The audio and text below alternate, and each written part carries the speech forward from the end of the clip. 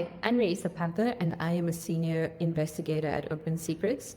I am also one of the authors on our latest report about the climate consultants. I worked on the chapter about the PCC in South Africa's climate space, the Presidential Climate Commission.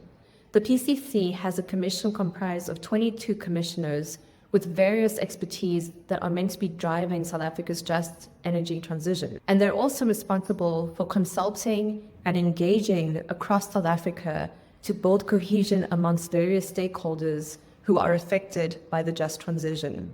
But instead, it has outsourced this work, or at least some of it, according to what we heard, to people who it has employed or to consultants.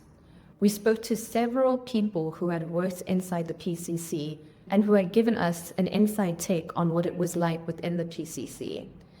What we learned was that the PCC is quite dysfunctional. There seemed to be confusion over how decisions were made, and there were also a lack of transparency about how people were appointed to certain roles, including about how consultants were appointed to do work.